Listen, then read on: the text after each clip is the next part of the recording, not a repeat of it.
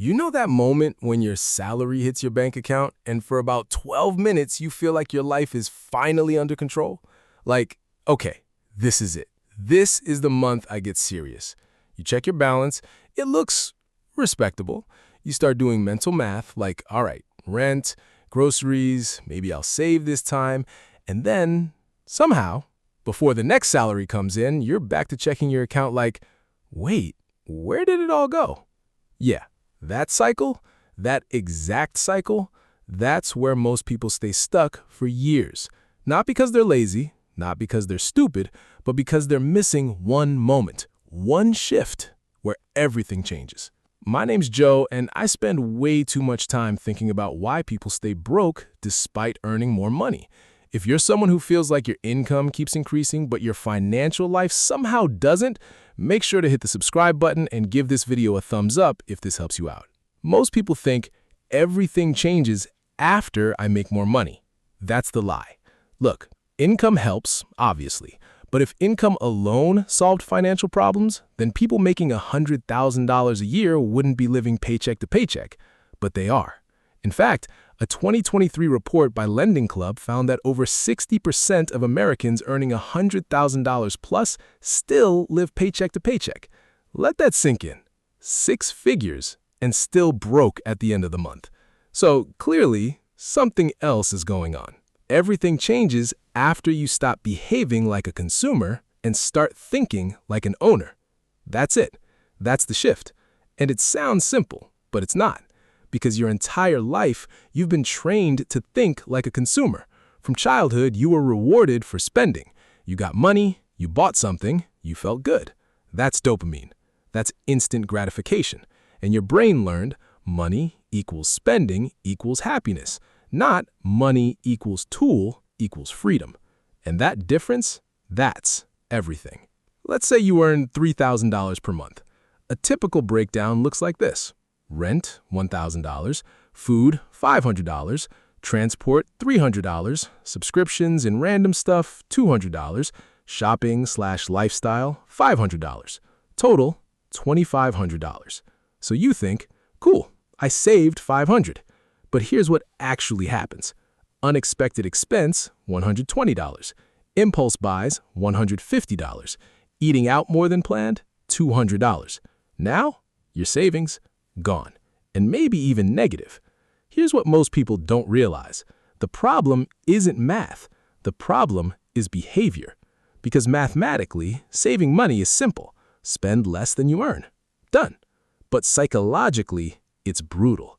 Because every single day, you're fighting social pressure, advertising, comparison, impulse, emotional spending. Your financial life is not controlled by your income. It's controlled by your identity. If you see yourself as, I'm someone who enjoys life now, I'll figure out money later, then no matter how much you earn, you'll spend it. But if your identity becomes, I'm someone who builds wealth first, everything changes. Think of money like water. Most people, they're trying to fill a bucket full of holes. No matter how much water you pour in, it leaks out. More income equals more water, but the hole's still there. The holes are lifestyle inflation, bad habits, lack of awareness, emotional spending. Wealthy people, they fix the bucket first. Everything changes after you start paying yourself first, not last, first. Let's say you decide, I'm going to save and invest 20% of my income. You earn $3,000. So, $600 to investing, $2,400 to living. Now, instead of trying to save what's left, you're living on what remains. That flips everything.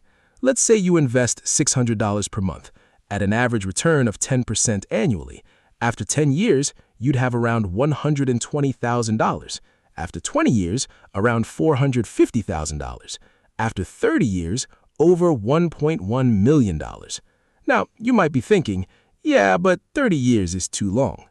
Okay, then stay stuck for 30 years instead. Time will pass anyway. It's not because they don't understand it. It's because it feels uncomfortable.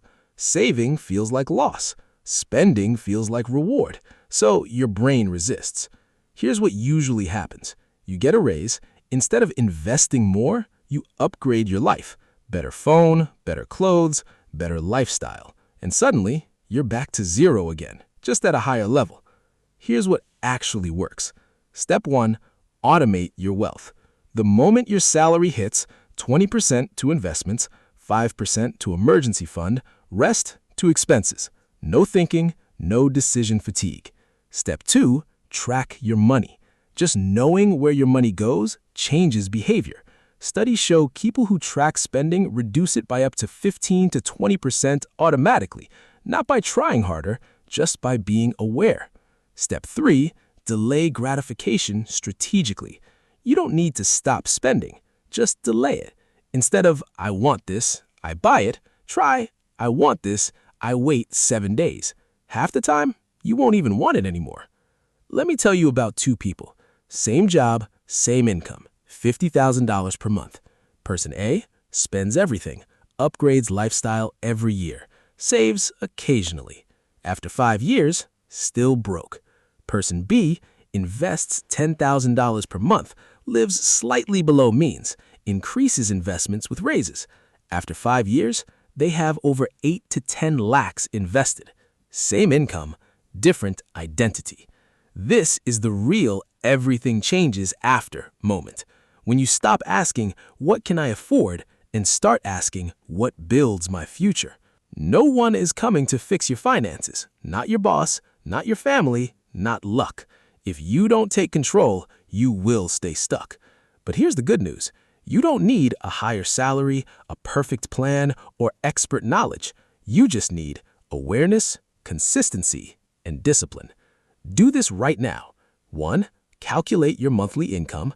2, decide a fixed percentage. Start with 10 to 20%. 3, set up auto transfer to investments. 4, track expenses for 30 days. 5, cut 1 to 2 unnecessary costs. 6, reinvest that money. That's it. Simple. Not easy, but simple. Everything changes after you stop waiting for the right time and start acting with what you already have. Because the truth is, you don't need more money to start.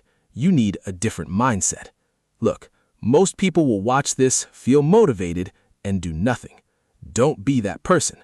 Start small, but start today.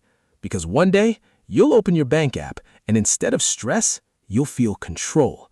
And that moment, that's when everything changes. If this helped you out, hit that subscribe button and give this video a thumbs up. I'll see you in the next one.